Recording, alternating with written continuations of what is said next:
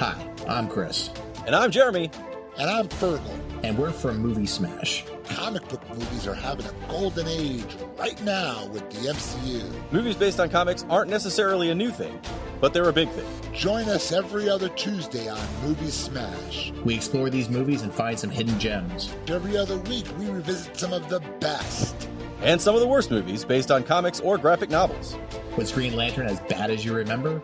Heck no! Is Time Cop the most accurate time travel movie ever created? Absolutely. Was Mystery Men way ahead of its time? Should they be revisited? Should they be forgotten? Join us on Movie Smash and find out. Listen wherever you find your fine podcasts.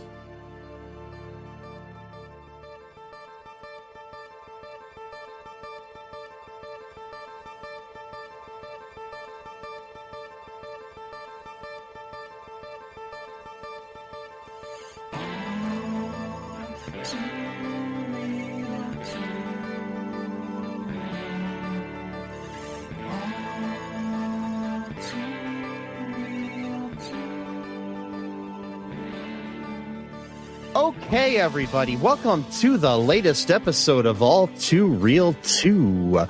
Ms. Michael E. Cullen II, and with me, as always, is... Sesame, I'm pro-ogre in Carta. You're pro-ogre? I am. Big fan of Shrek? No, not really. It's more of another version of ogre that is much less creative and looks like spray paint on face. So you're a fan of John Fetterman? Yeah. No, I'm not actually. But wow. Oh, he has ogre-like qualities. Yeah. Yes. I like that. He also has qualities of the uncle in this film too. But anyways, so Today on the show, we are covering a movie, kind of a rare thing. We don't ever do that, do we? No. Oh, wait. That's all we do usually. Anyways, so TV shows sometimes too. And we are covering the 2004 film entitled Ella Enchanted. Yep. Yes. Yep, what we're doing. The Internet Movie Database short synopsis for this is: Ella is under a spell to be constantly obedient, a fact she must hide from her new stepfamily in order to protect the prince of the land, her friend for whom she's falling. Yeah, that's a weird synopsis. Anyway, so it's sort of accurate, but not really. Yeah, this film was directed by Tommy O'Haver. He is known as well for directing the movie Get Over It, which is that movie. That's a good movie. It's a good movie. Yeah, he's Billy's Hollywood Screen Kiss as well. The Loop TV series, the United States of Terra TV series, the movie The Most Hated Woman in America, which I watched and it was kind of underwhelming. Based on a true story about this woman who was the most famous atheist in the country. Oh yeah. And something on his thing that I'm trying to figure out. It's called Untitled Monkeys Project, as in the band. Okay. Yeah, it says the life and the story of the 60s band The Monkees. That was listed as 2018, but it still hasn't been made as far as so probably in development hell or whatever. There was a made-for-TV movie about the Monkees that I watched years ago that was actually pretty decent. Yeah, it's on some streaming service. So the writers of this are Laurie Craig, Karen McCullough, and Kristen Smith. They've written other stuff. I'm not going to go into their history. The film stars Anne Hathaway as Ella, Hugh Dancy as Char, Cary Elwes as Edgar, Joanna Lumley as Dame Olga, Aidan McArdle as Slanin. I don't remember how his name was. Lucy Punch as Hattie, Jennifer Hyam as Olive, Minnie Driver as Mandy, Eric Idle as the narrator, Steve Coogan as the voice of Heston, Jimmy Mystery as Benny, Vivica A. Fox as Lucinda, Paraminder Nagra as Aridia, I don't know, whatever names, among other people in this movie. Yes. Including Heidi Klum as a giant, but yeah, we're gonna talk about that. This movie here. Your initial thoughts here, Sesame? Oh boy, it's okay. It's got its charm. no pun intended, or actually all puns intended. I've watched it a couple times. Right, it's not too bad. It's not really good, but it's got, I guess it's got its moments. I think it's fine. Basically, it's just okay. There's nothing really too special about it, but it's also not bad. Got Anne Hathaway. That was during her heyday when she was out. She's like in nothing, she's she's still acting. Oh, like, she? a lot. Okay. She's recently she's got a lot of stuff. Cool. But it's got her in it, obviously. Yeah. So I recognize her. Minnie Driver, I don't really recognize too many. Well, the guy who plays the uncle of the prince, he looks familiar. I'm not his, but yeah, Cary Elwes. He's he's in a lot of things. I mean, he's probably best known for Princess Bride as Wesley. Oh yeah, yeah, he was Wesley in that, which is a far better fairy tale film. Absolutely than this, yeah. I like Princess Bride is in my top 10 of all time favorite movies. So, absolutely, yeah, I think it is too. But yeah, I thought it was okay. I mean, it was not bad. It's not something that's gonna like really grab your attention, but it's got its moments. It's 2004, so there's a lot of 2004 aspect to it. It's a weird time in cinema, the early 2000s. It's its own thing. It's hard to really describe. You had to be there, kind of get it, It's because it's like right in the middle of like a changing of eras. You know what I mean? So it's like it's hard to really describe it. Yeah, you got the tail end of the last one seeping in, but then you got the new one coming in, and so they're kind of like in like purgatory. Then you get Ella Enchanted from that purgatory, and then it finds its way into our world where we watch it 21 years after it came out, because I never saw it when it came out. I didn't even know it existed until a few weeks ago. Yeah. How'd you come across this as a choice for this week? So I was watching a video of someone else was reviewing it, and her name is Jody something. I forgot her full name. Yeah. And I was like, oh, okay, that seems interesting. I think, I'll watch it myself and, to kind of form my own opinion on it. And, so that's kind of how I got the idea. I stole it from her, not really, because I didn't use her commentary. I just got the idea from her. Yeah. But that's okay, because I've seen people make the same video 2 years before. So it's like, at one point, does it quote become stealing if that person? Oh no, I mean, you know what I mean? Like reviewing a movie is there's no such thing as really stealing that, unless you're somebody who does like a review almost like word for word of the review or something. Then I mean, I do have a review that was done of this movie, completely written out in transcript, and everything that I'm saying right now, including me talking about the transcript, is actually written on paper. No, wait, I'm joking. No. Oh boy, I'm not even real. I'm actually AI. So that's another story here. I'm AI, or A1, as our Secretary of Education would call it. A1 steak sauce. There you go. Yeah, she was saying that there's kids are learning A1 in school. Oh my god. Yep. Mm-hmm. I mean, when I was in school, we didn't even learn about ketchup, so I don't know what the heck's going on. But we never had a condiment class. I just never, Yeah, you had to learn that on your own. Yeah, we had to learn about condiments and condoms all on our own. Yep. Yeah. God. There's no sex education either. Yep. Oh my gosh. So, I had never seen this movie before. I remember because like when it came out, I worked at a video store.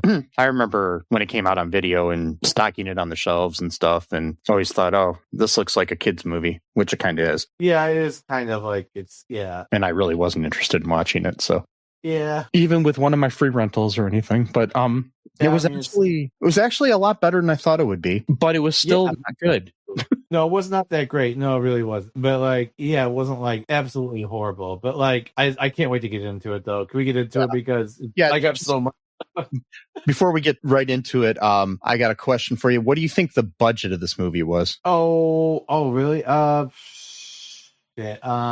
thinking 25 million, maybe. You're close. It was 31 million. Okay, all right. How much do you think it made at the box office? Well, considering that I'd never heard of it, and I was really into movies a lot back then too, so I probably would have heard of it if it came out. I'm thinking like, I don't know, 20 million maybe. 27.4. So yeah, it was a box office bomb. I mean, it didn't make quite as low as what you just guessed, but it was pretty close. But yeah, it made for 31 million and only made 27.4. So, yeah. They had to pay Anne Hathaway probably millions of dollars just to act in the movie. Yeah, and I mean, and Minnie Driver and you know, Vivica A. Fox and some other people that were in it that were actually, you know, Eric Idle and whatnot that were pretty well known people. Cary Elwes even. I think Hugh Dancy was kind of starting to be the hot commodity at that time. This is before he was bigger and, you know, more well known.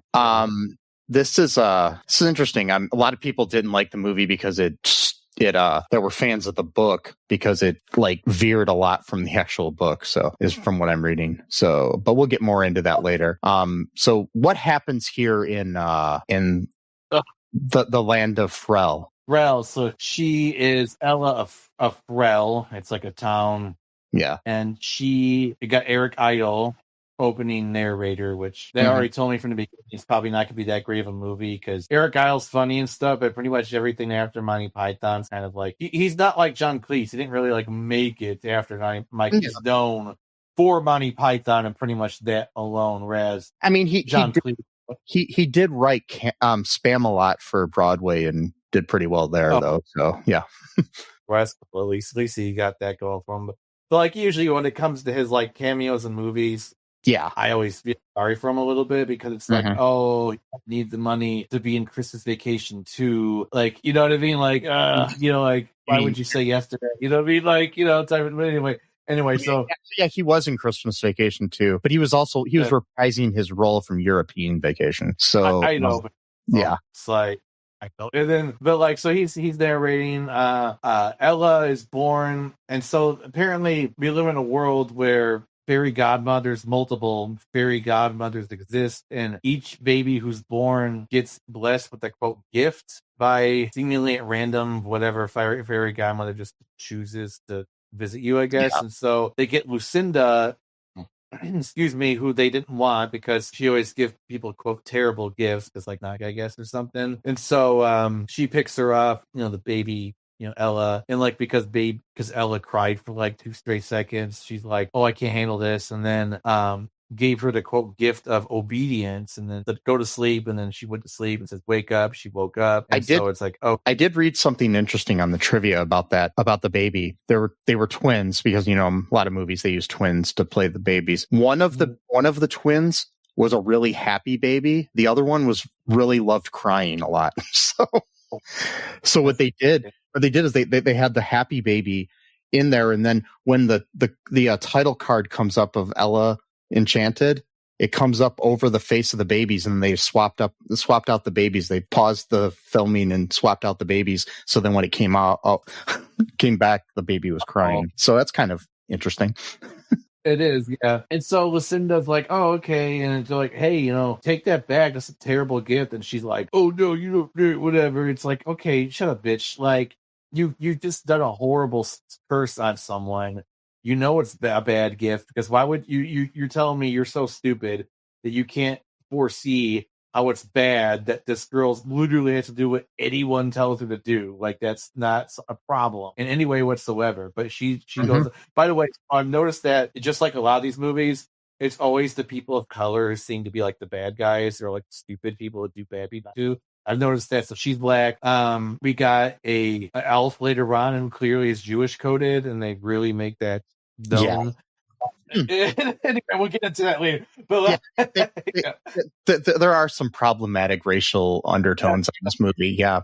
Anyway, but we'll get into that. So like she grows up, and they show her growing up, and you know, it's kind of cute at first. Like she's kind of protecting like this girl who's going to be your new best friend, who later on she's going to have to tell that she doesn't want to be friends with her anymore. Made me really angry when I watched that scene. I wanted to actually the people in the movie who made her do that. Anyway, so she kind of protects the girl, and then the bully says, bite me. And so she bit her hand real hard, told him to bite. And then they show like a birthday party, and I think it was her birthday, and their mom says, now dig in and stuff yourself. So then she just like completely goes to town on the cake, and then she's like, Ella, stop that. And then, you know, she stops or whatever. And so they finally tell her, you know, that she's got this like purse basically, and she's like, oh, I always knew there was something wrong with me, but I didn't know what it was or whatever. It's like, how would you not know? Like, I mean, how would you not know as the person? Like other people, but like, you know that you literally have to do what everyone tells you to do. Like you never made that, you're like 9 years old. Like,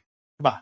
Like, I mean, I can understand being like 3 or 4, but by age 9, at that point, you should kind of realize, oh shit, like I do literally what everyone do. Like, you know what I mean? Like, but for some reason, they didn't tell her dad, which I didn't really understand. That it's like her only Mandy and her mom knew what was going on. Besides, and so I thought that was kind of stupid because it's like you would think that like you'd want all hands on deck, like both parents, so they kind of can know what's on, especially considering the fact that her mom dies. Yeah, and so then. And what at least on her deathbed, she would say something to her husband like, "Yo, Ella's got this thing where she has to obey everybody. You might want to, look out for her." Yeah, that's the thing. But then she says, "I command you not to tell anyone about this gift." So it's like now she can't even tell her dad about it, even if she wanted to, because it's against the rules. And there were still some loopholes I could have found in there. Like at no point could she not tell Mandy, like, "Hey, since I can't tell anyone about this that doesn't know.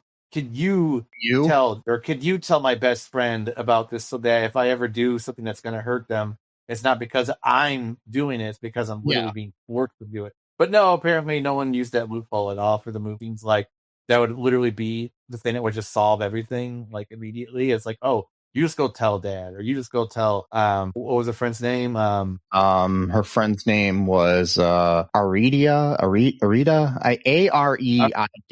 Yeah, I think it was Arida. There we go. Yeah, and so we got that going on. And we do a time jump. She's now in college, or at least community college. I'm not sure. It says community college when they're in the thing. It's like it's weird because this movie's like what's that? It does. I didn't even pay attention. Yeah, no. When they're inside, when they're having the debate between her and her stepsister, it says community college, like on the sign or whatever. And so basically, her dad has to get married to this really rich widow, I guess, because they need the money to save the house. Which, like, I mean, it's similar to because I mean.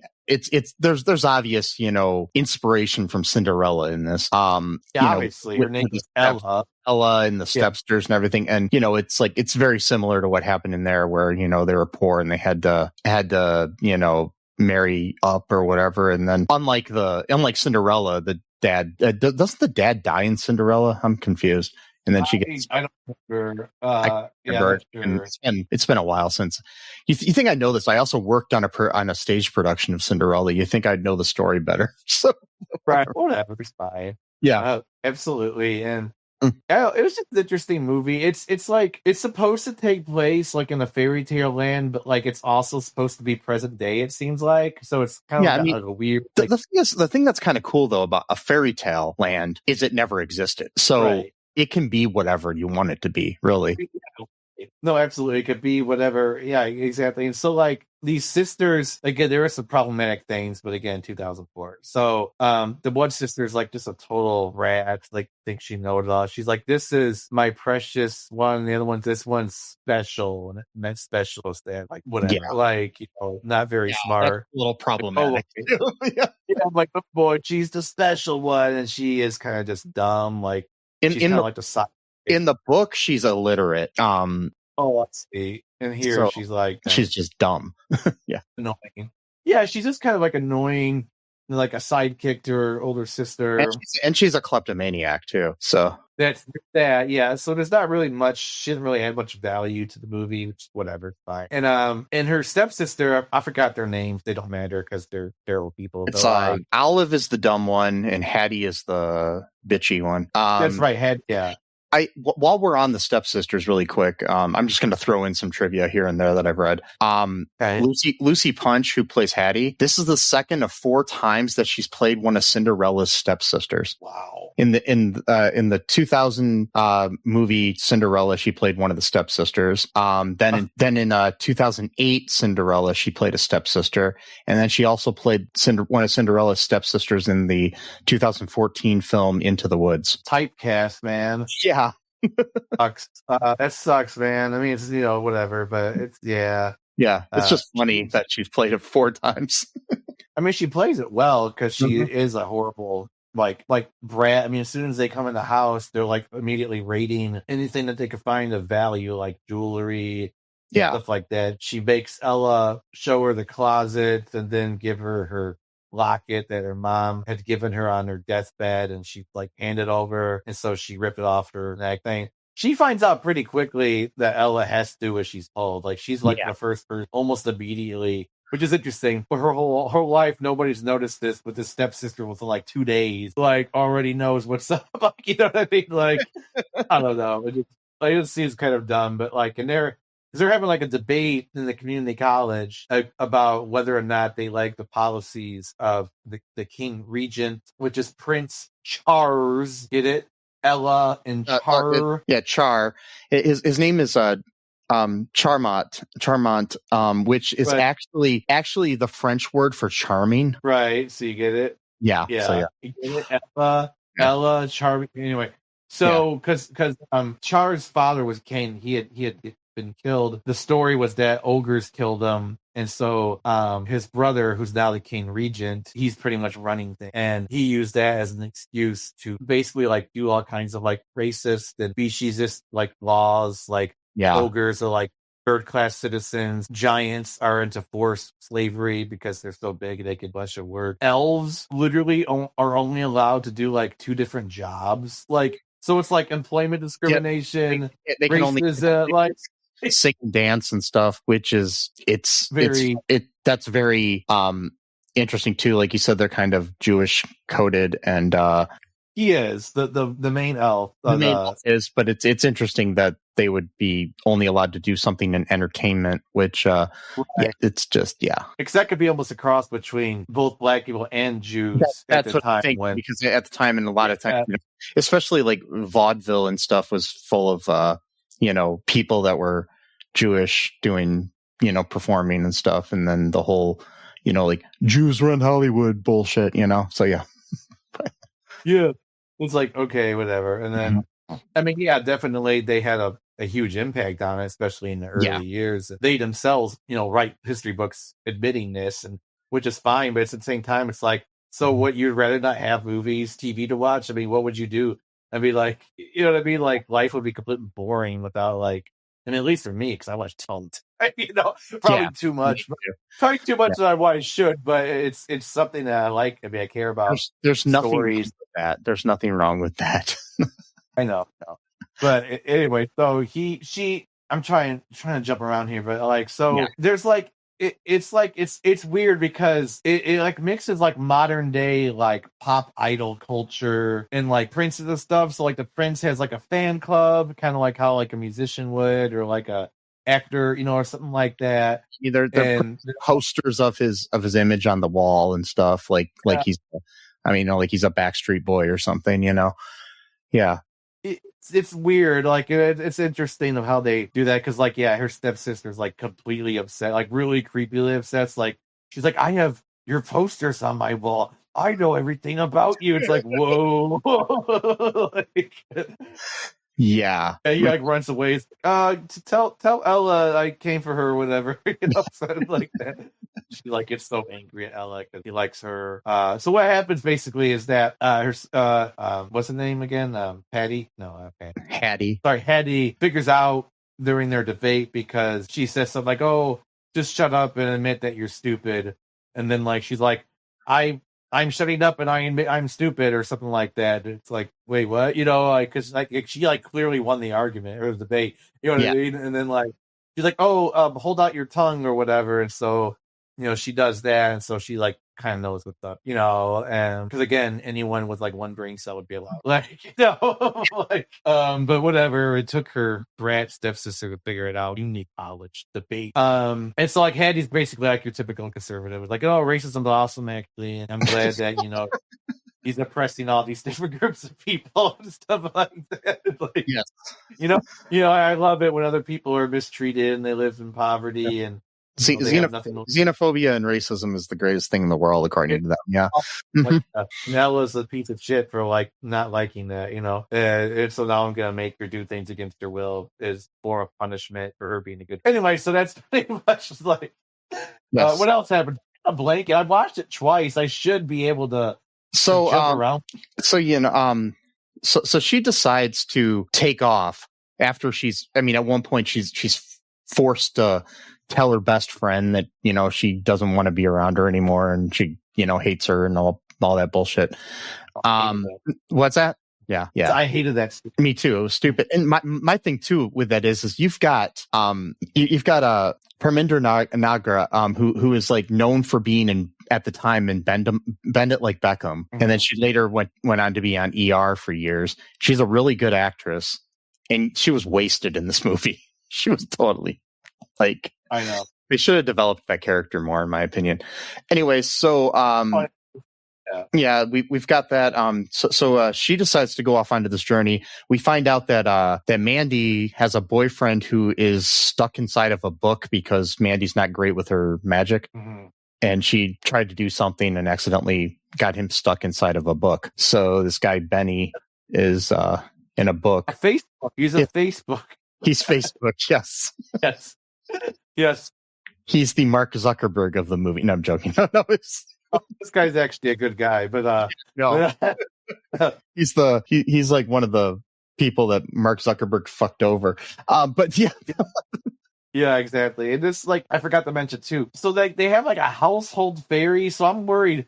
Is this like a slave labor issue? Like she not allowed to leave the family? Is she like forced to be there? Like a house fairy. Right. So does everyone have one, or they're just them? Like, we'll never know until they make Ella Enchanted Part 2. Anyway, go ahead. And if you're basically it's slave labor, I'm kind of glad that the dad, when he needed money, didn't just sell off Mandy or something. Maybe he did it for that very reason, because he has a heart. He's like, well, we'll keep our slave. Like, we're not going to sell her to a new family. So Mandy lends Ella her boyfriend. Yep. I mean, that's the only way to say it. I mean, that's the thing, though. That's what happens. I mean, like, so he's in this magic book, and so she that can tell, like, she can ask the book like where somebody is and stuff. He can't say where it is, but he can show pictures of where they are. And basically, she learns that Lucinda is in Giantville, so she's going off on an adventure to go to Giantville to find Lucinda, so she can get Lucinda to take back the curse. And this was did we mention how she met Char? Yeah. Oh no, sorry, we forgot about that. Yeah, I forgot all about that. I was jumping ahead. So there's like a thing where Char and his uncle came to town, and of course all the girls are fangirling out like it's the Beatles or something, and but Ella and her friend are like protesting they're actually standing up for their rights and fighting for the rights of others. And anyways, Ella is ordered to leave, and she has to obey. So she's ordered to leave by Hattie, and she's off going back home. And Char at one point, takes off because all the girls are trying to get to him. So he's running off, and he runs into Ella, and they have a little meet cute, and they, things happen. They kind of start to kindle a friendship, like a real friendship. What I like to is that he covers her mouth and she licks his hand to get the cover. Like a weird way. Like she didn't bite him, she licked his hand. It's like, that was weird. Yeah. I would remove my hand too if someone licked my hand. Like, oh god. Like, gross. So I was like, when I was in high school at one time, I was at a party for, I don't even remember what it was, something I was doing with my friends, like in theater or whatever. We were at this party thing, and this girl comes up to me and licks my cheek. What the fuck? Okay. Like, randomly in the middle of the night, like, just like, yeah. And then I guess she was dared to do it. Okay. It's still weird, but yeah. And then she apologized and she felt so bad for it. And then we spent the whole night talking, her and I. So I don't even remember her name though, but it was just so weird. That's so, yeah. I barely knew her. It was just like, what the fuck? Yeah. So, I don't know why that just popped in my head with the whole licking thing. So anyways, Ella goes off on her journey later, and on the way, she ends up rescuing an elf who is being, treated the way that immigrants are treated in this country. Yep. By people, and or basically, there just recently these girls that were wearing hijabs in a middle school, 20 other kids beat them up for wearing hijabs and telling them to go back to their country and stuff. And this just happened this past week as we record this. So, and it's not getting national news coverage like it should. So, yeah. Only if like, I'm not gonna say it because it's gonna, we're gonna leave that thought not on the podcast. But anyways, so you guys fill in the blanks here. Anyway, so so she rescues this elf whose name's Slanin. I don't know how to it was pronounced. What was it? The Slanin. Okay. Slanin. Yeah, he's an elf who wants to become a lawyer. So switch coded immediately wants to be a lawyer instead of a dancer or singer. Go ahead. Sorry. Yeah. They're at one point while they're going off on the journey, they're captured by ogres who basically want to eat them, especially Ella. But Ella, what's that? Yeah, so I just didn't understand that because the ogres aren't like that much bigger than like real people are, so it seemed odd they would want to eat someone who's like almost as tall as they. You know what I mean? Like, well, I mean, to be fair, we eat cows and stuff. So yeah, that's true. Yeah, you're right.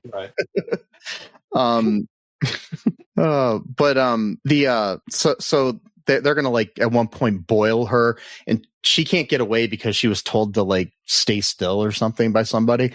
So right. So of course she has to be obedient, and she's basically gonna let herself get boiled. But then luckily Char shows up and he rescues them, and he joins them on their adventure because he was attending to avenge the death of his father, who he was told by his uncle was killed by an ogre. Right. Yeah. Yes. It's not true, but that's what he was told. And that's why the ogres now are persecuted class of people or species. Is it's interesting. Like I never heard of an idea where like someone is blamed for a crime that they didn't commit, or that community, and then that's used to then persecute that community by the government. Like that's a really interesting take. Never. Yeah, I mean, it's never happened in reality ever. Only in the over, yeah. Yeah, only fairy tales. It's never real. I mean, there's never been a situation where somebody is sent to a prison out of the country and nobody knows what happened to them or anything either. Anyway, nope. Yeah. Anyway, it never happens. Only fairy tales. Nope, only fairy tales. There was never a situation in the 1930s and 40s where a guy was a dictator and killed 6 million Jews either. But anyway, or whatever it was. So. Yeah, exactly. The number actually might be even higher than 6 million. That was just the average. I'm sure it was, because you'll never know, because not everybody was accounted for. It's the same thing as you'll never know how many people have been killed in Gaza either. Right, exactly. Yep. So back to the fairy tale. Yeah. Our fairy tale land, it's like not very happy. Yeah. So Char saves them. Char's paternal uncle, whose name's Sir Edgar, the King Regent. He's the one that put into place all these oppressive laws that were against elves and giants and ogres and whatnot. So in turn, Char is kind of like associated with this shit. But as they go, anyways, they begin to fall in love. They travel to the capital for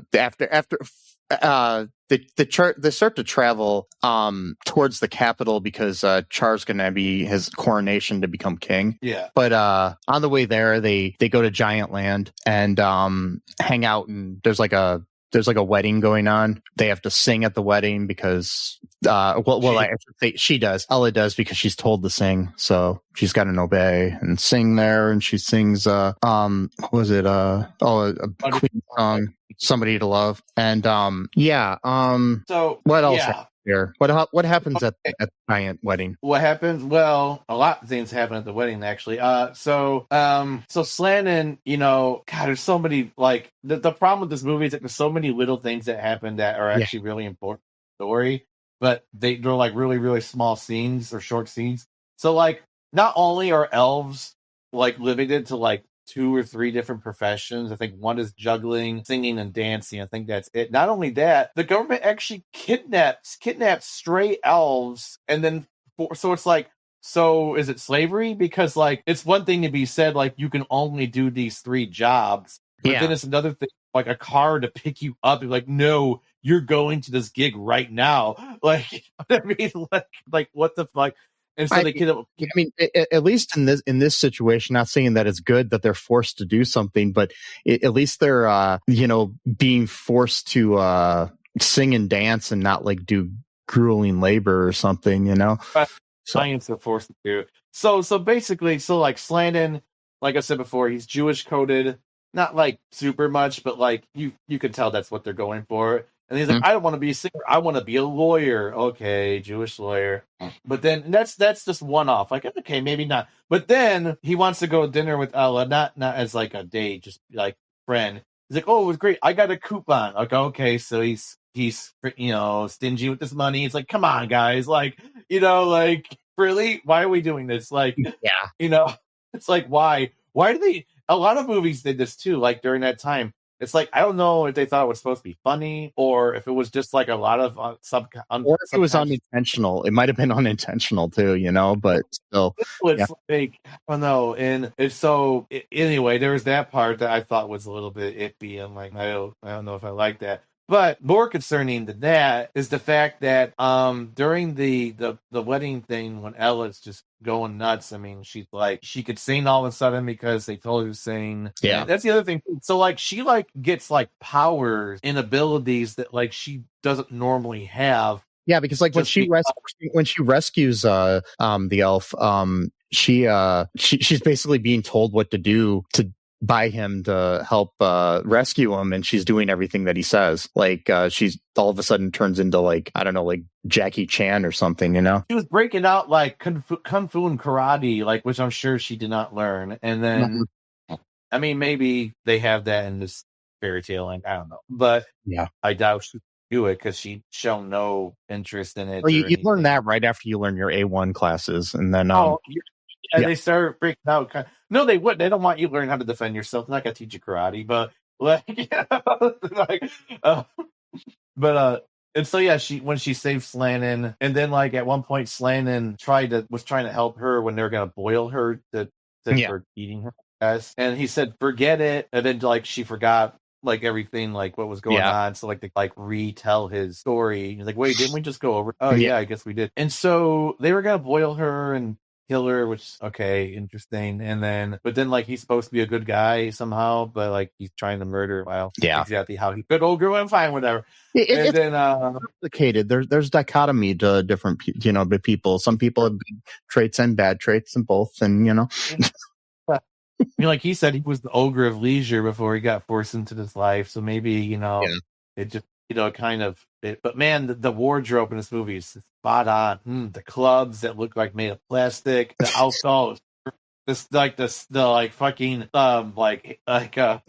spray the spray paint stuff. I'm like, it's beautiful, man. But anyway, I understand now why it was only $30 million budget, but like. And I mean, part of it was intentional, obviously, to make it. But so where I was like, all right, more concerning is that during this wedding ceremony, a giantess played by Heidi Klum starts flirting with her. I'm like, okay, flirting with him. So I'm like, okay, how is this going to work out? Like, you're a giant elf. Like, what are we doing here? Like, how would this work? Like, I mean, it's a PG movie, but I'm still wondering, how does a giant have sex with an elf? So like giants. Like, it's not like oh, they're 8 feet tall. Like, no, they're like, it's not like 50. It's not like Andre the Giant trying to have sex with a normal sized woman. It's a giant woman. It's like, it's so like they're just like hanging out and shit, and then of course like Mr. Slannon cockblocks himself because a fucking moron. And he's like, oh, I hope you don't take this the wrong way, but you're a lot prettier. It's like, oh my god, why would you? Oh, idiot! Why would you say something like that? You could have got like giant pussy. It still works out for them though. Sorry. Oh boy. Sorry. But he ruined it. So Heidi Klum too, like giant Heidi Klum. fine. This is what it is. You ruined it. You lost it. You had an opportunity. It's gone. But like, you should have used your lawyer abilities to debate and find your way out of the situation. What do you do it? But it's okay because I think they end up together later anyway. It seems like, but like they get together. So we've got as they're hanging out. She ends up convincing Char that what her uncle's doing to all these people is wrong. So that's cool. Yeah, because Char's got a good heart. He's just kind of oblivious, doesn't really care about politics and stuff, so he doesn't really know.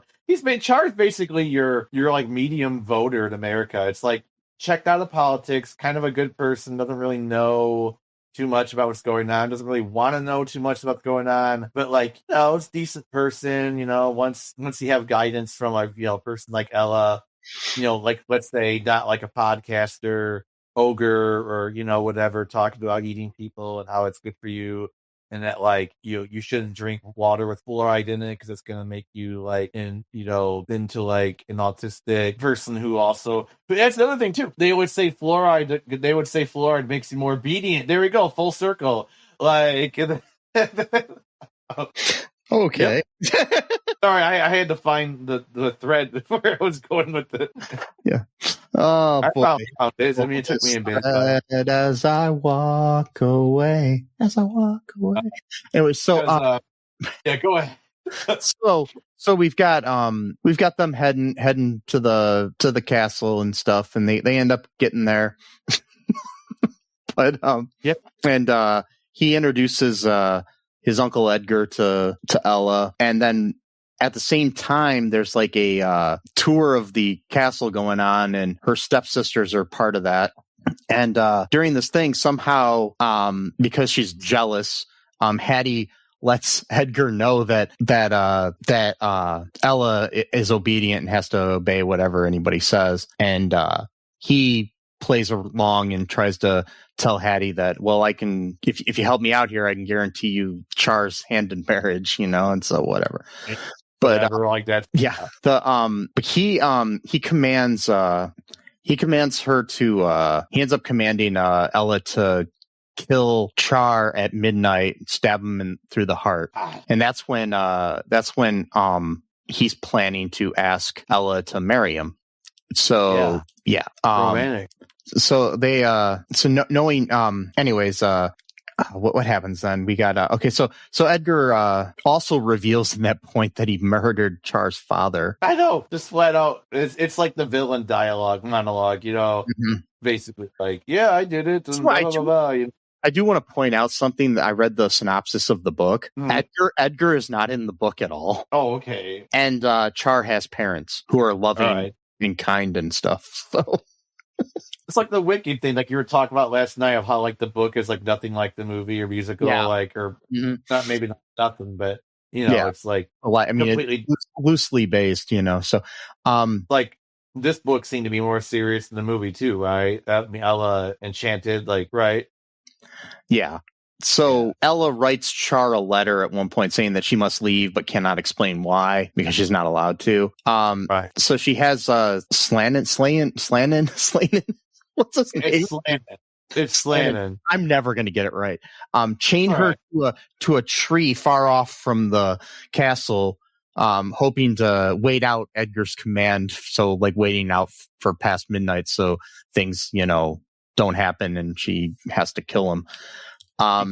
Yeah. So Lucinda appears out of nowhere, and which I didn't get why or how she just appeared, but I don't know. You didn't really. It's like she's a party animal. She just like go, I guess. I don't know. And then so Ella begs her to take back the gift, and she's offended, and so she says, "You must remove this gift yourself." And then she thinks she's doing a good thing, and she unchains her from the tree. I know. It's like, dude, what the fuck's the matter? Whatever. Yeah. What a terrible person too, by the way. She didn't know. She didn't know why she was chained to the tree. She didn't, know that she was trying to prevent her because Ella couldn't say why she was chained to the tree or what she had to do either. So no, but she knows that she has the gift because she's the one who gave it to her, and she's not even like at all apologetic. It's like, bitch, you made a person have to be obedient to any command that anybody gives her at any point in time.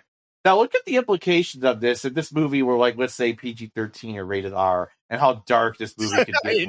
Like someone could say, cut yourself, murder yourself, or hey, have sex with me. You can't say no. I mean, like, you know what I'm saying? Like, it's just like, like in the R-rated version, there would be a lot more stuff going on. That's a very dark movie, yes. And the thing is, too, that would happen in the real world, not a fairy tale world, where that obviously so many bad things would happen because of that. And she's like, no, it's all good. Like, well, I mean, you should be happy.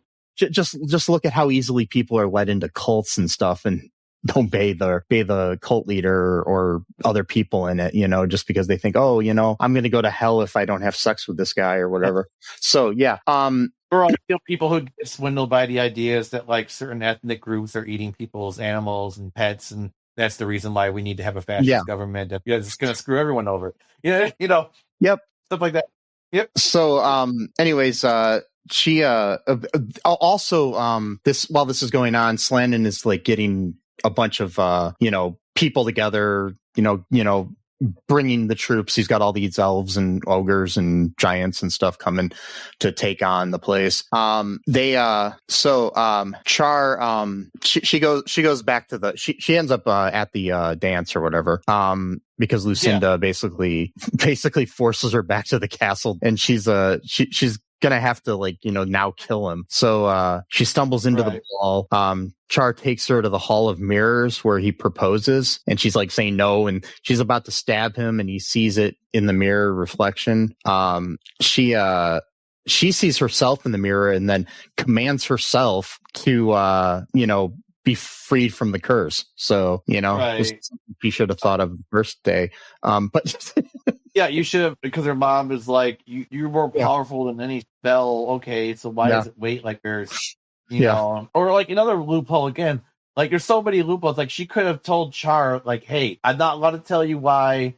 I'm not allowed to tell you anything, but I want you give me a command, and the command is don't ever listen to what don't ever obey anyone else's command. So there you go, movie solved. Like, like there it is. Like it's done. Like, something preventing her from doing that. I don't know. So other like household elf, not Mindy. I forgot, the household elf could have told someone that. Yeah. Sorry. So anyways, Char had seen the dagger and everything, so he freaks out thinking that, Ella's just wanting to kill him or something, which, Ella is arrested before she can explain herself. Edgar, he sees it and, has her arrested. So that they're, Slannon's looking for her and everything. And then Benny, reveals that Ella is in a dungeon. So they sneak into the castle with the elves and the giants and the ogres, and, they free her, and then Benny shows them that Edgar has poisoned Char's crown, which is intended for the coronation, and it's gonna like kill him or make him sick or something, Poisoned or some kind of magic. Yeah, it was poison. Yeah, they say it's poison. Okay. They poisoned the crown. They switched crowns, and he put poison like in the rim of the crown. Why would a poison hat like kill you? Like you're not eating it. It's magic. It's probably some kind of poison that like seeps into your brain or something. Right. Okay. That makes sense. So Ella and all of her band of fairy tale creatures crash into the ceremony, and then a brawl ensues where they're all fighting each other. During this time, Mandy manages to turn Benny back into a human. So Char and Ella fight off the guards that Edgar is like sicking on them. She basically confesses her love to him and tells him about Edgar's plot. Edgar has a talking snake named Heston. That's right. I was going to bring that up. Hey, no. He's like a companion / pet. Great animation. It looks nothing like anything else in the movie. He's like a completely new creature. He's like kind of goofy, like he's not really like scary. He's kind of dumb, he's voiced by Steve Coogan, which is cool. If you ever want to see a really good Steve Coogan movie, I recommend Hamlet 2. Big movie. That's a really good one. He's 24-hour partner. That's a good movie too. That's a good one too. Yeah, that's a good movie. He talks like, and like people just accept that, like it's so like talking snakes are like normal in this world, like it's just fine. Well, I mean, like, there's giants and ogres too. So I mean, yeah.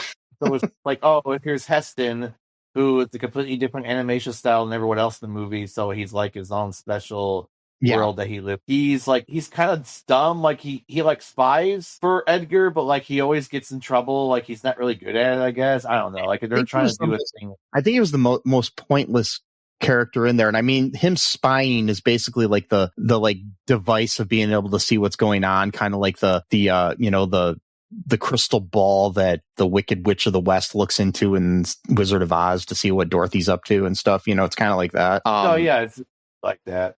It like he was gonna have Heston bite him, right? Is that what's gonna go on? Or I guess like Heston was gonna attack him and bite him or something, and then they end up, taking out Heston because the girls, they're like, he just tried to kill whatever. So they're like, oh shit, tried to kill Char. Yeah.